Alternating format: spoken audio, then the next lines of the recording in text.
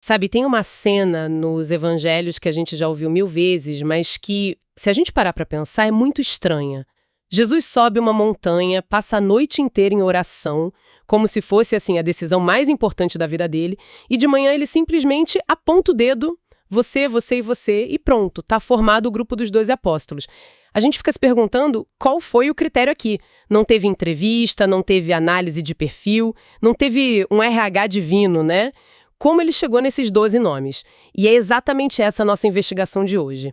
Temos em mãos um material riquíssimo, uma tese de doutorado da PUC-Camperre, que mergulha fundo na relação de Jesus com os 12, um estudo super detalhado sobre quem eles eram, e também algumas reflexões que tentam decifrar o significado disso tudo. Nossa missão é desmontar esse quebra-cabeça. Entender a lógica, o simbolismo e a natureza desse grupo tão improvável que se tornou o alicerce de um movimento que mudou o mundo. Para começar a desvendar isso, o cenário já diz muito. Por que uma montanha? Por que passar a noite em oração antes de uma escolha que parece, sei lá, tão direta? Parece ter um peso aí, não? Um peso imenso. E nada na Bíblia é por acaso, especialmente a geografia. Sabe? Uma das nossas fontes usa um termo técnico que é perfeito aqui. Teofania. Teofania. Isso, o monte é um lugar de teofania, ou seja, de manifestação de Deus. Pense em Moisés recebendo os 10 mandamentos no Monte Sinai. Ah, claro. É o lugar onde o céu e a terra se tocam. Ao subir no monte, Jesus está sinalizando que o que vai acontecer ali não é uma simples reunião de trabalho, é um ato de fundação. Ele não está montando uma equipe, ele está estabelecendo as colunas de algo totalmente novo com uma chancela divina. A noite em oração reforça isso. É uma decisão mergulhada em discernimento, em diálogo com o Pai. Ok, então o local tem todo esse peso sagrado. Mas e o número? 12. Por que não 10, que é um número mais redondo, ou 13? Parece específico demais para ser coincidência. O que as fontes dizem sobre isso? Foi uma escolha pragmática ou tinha algo muito mais profundo por trás? Tinha tudo por trás. Essa é talvez a parte mais explícita e poderosa do gesto. O número 12 é uma referência direta, inconfundível, às 12 tribos de Israel. Os descendentes dos filhos de Jacó. Exato. Ao escolher 12 homens, Jesus estava fazendo uma declaração audaciosa, quase política. Ele estava dizendo, a história do povo de Deus continua aqui. Eu estou reconstituindo Israel a partir deste novo núcleo. Nossa! Uma das reflexões que a gente analisou usa uma imagem linda. Os apóstolos são as pedras de alicerce do novo povo de Deus. Não é uma ruptura com o passado, mas uma refundação. É um ato profético que diz que a promessa feita a Abraão e a Moisés estava ganhando uma nova forma. Ali, naqueles 12 homens. Isso é fascinante porque mostra que a ideia era refundar Israel a partir do simbolismo. Mas um símbolo só funciona se tiver gente de verdade por trás. E quando a gente olha a lista dos nomes, que mistura, hein? Não parece o tipo de grupo que você montaria para um projeto de sucesso. Parece mais uma receita para o desastre. Totalmente. E aqui a gente entra no coração da lógica de Jesus, que é uma lógica invertida em relação à nossa. O grupo era o retrato da diversidade e principalmente do conflito da sociedade da época. Tinha pescadores, gente de trabalho braçal, como Pedro, André, Tiago e João, gente simples, provavelmente com pouca instrução formal, mas o ponto de maior tensão era a presença de 2 personagens específicos, Mateus e Simão. O cobrador de impostos e o zelota. Exatamente. Vamos tentar imaginar a cena. Mateus, também chamado de Levi, era um publicano. Para o povo judeu, ele era o pior tipo de pessoa, um traidor.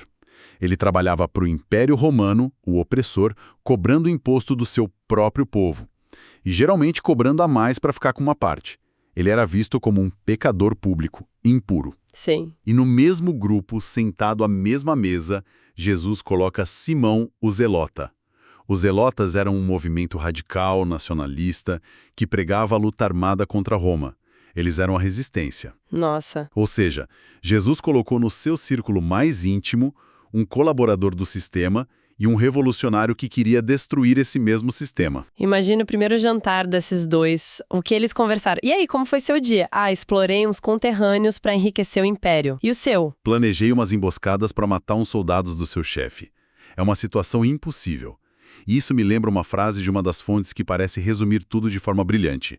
Deus não precisa do nosso currículo vitae. É a síntese perfeita. E vai além. A escolha desse grupo heterogêneo não é um detalhe, é a mensagem central. Jesus não estava procurando os mais qualificados, os mais puros, os mais compatíveis. Certo. Ele estava demonstrando que o reino que ele veio anunciar era para todos e que a unidade nesse reino não se baseia em afinidades políticas, sociais ou de temperamento. A unidade se baseia nele. Nele. As fontes enfatizam que Jesus conhecia a história, as feridas e as limitações de cada um. O critério de seleção não era a capacidade que eles já tinham, mas a disponibilidade para a missão. A igreja, desde o seu primeiro instante, é fundada sobre gente comum, imperfeita, cheia de contradições. A perfeição não é o ponto de partida. É, na melhor das hipóteses, o ponto de chegada. O que importa é estar disponível. Ok, então ele reúne esse grupo volátil, esse barril de pólvora ambulante, e o critério é disponibilidade. Mas qual era o plano? Juntar todo mundo e torcer pelo melhor. A tese da PCU-PR, que analisa o Evangelho de Marcos, diz que havia um propósito muito claro, quase um roteiro de formação em 3 etapas. Sim, e a chave está em Marcos capítulo 3, versículos 14 e 15. É uma frase curta que define todo o projeto. A finalidade da escolha é tríplice. Primeiro e mais importante, para que ficassem com ele. Ficassem com ele. Esse é o fundamento de tudo. Antes de fazer qualquer coisa, antes de pregar, antes de curar, a missão primordial deles era estar com Jesus. Era convivência, intimidade, discipulado no sentido mais profundo da palavra. Eles precisavam comer com ele, andar com ele, ouvir suas histórias, ver como ele tratava as pessoas. Eles precisavam absorver o mestre por osmose. Isso é tão contraintuitivo para o nosso mundo focado em produtividade, né? A primeira e mais importante tarefa do time era só ficar junto. Sem metas, sem KPIs, sem relatórios. Apenas convivência. Exatamente. Porque é dessa convivência que brota a segunda parte da missão, para enviá-los a pregar. A palavra apóstolo vem do grego e significa literalmente enviado. Mas você não pode ser um enviado, um mensageiro, se não conhece profundamente a mensagem e o remetente. Faz sentido. O tempo que eles passaram com ele foi o que lhes deu conteúdo, o que lhes deu autoridade para falar. Eles não iam pregar uma teoria que leram num livro. Eles iam testemunhar uma vida que partilharam. E, por fim, a terceira parte, com autoridade para expulsar os demônios. Certo. Isso mostra que a missão não era só de palavras.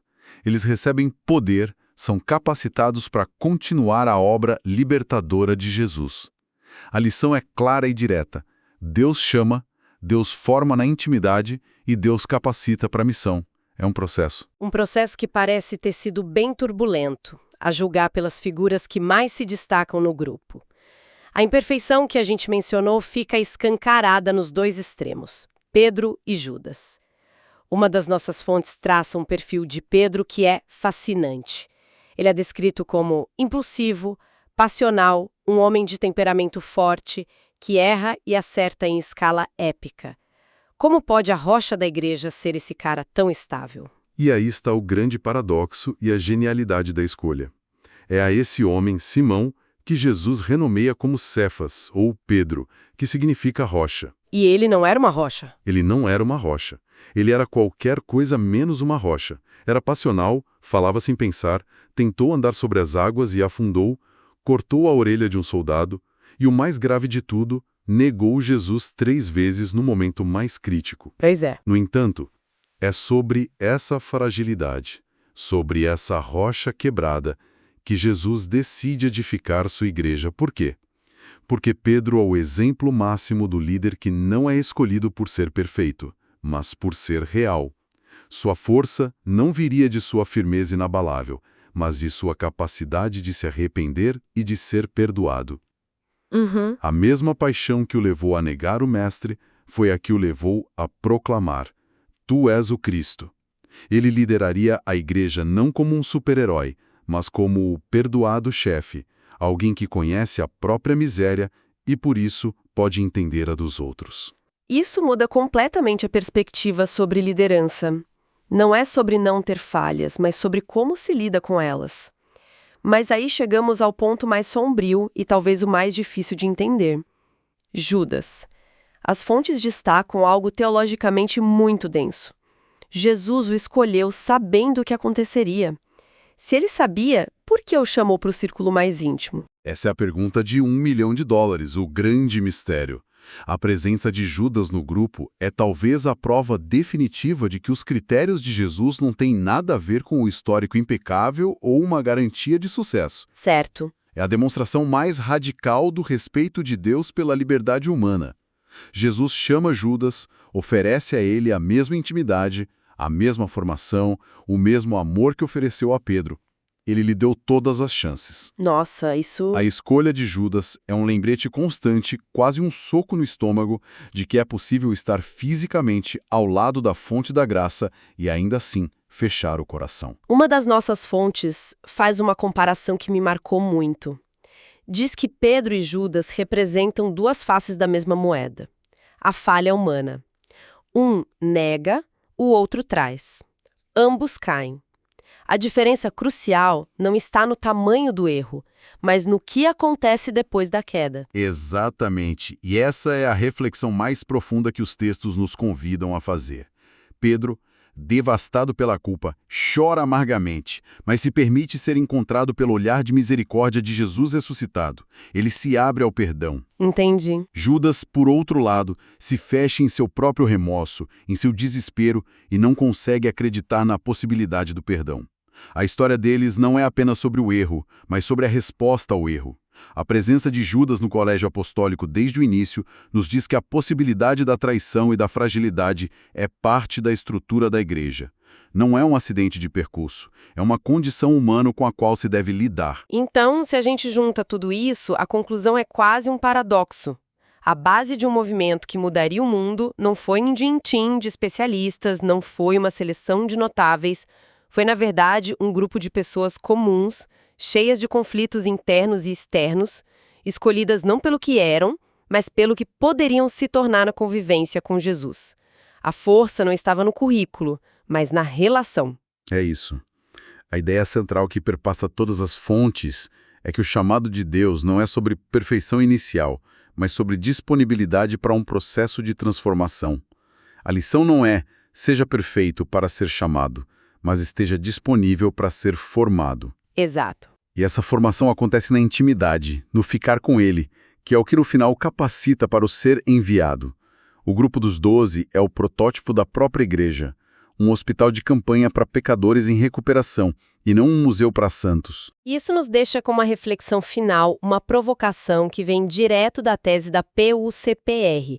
O autor ressalta que, durante todo o caminho com Jesus, especialmente na subida para Jerusalém, os 12 demonstravam constantemente incompreensões, dúvidas, incertezas. Eles brigavam por poder, não entendiam a fala sobre a cruz, tinham medo. Se as próprias pedras fundamentais da igreja, aqueles que beberam direto da fonte, tiveram tanta dificuldade para entender o centro da mensagem, o que isso nos diz sobre a natureza da fé? Será que a gente entendeu a fé de um jeito muito intelectualizado? Talvez a fé seja menos sobre ter todas as respostas certas e mais sobre o compromisso de permanecer no caminho, caminhando junto, mesmo em meio à confusão e à neblina da dúvida.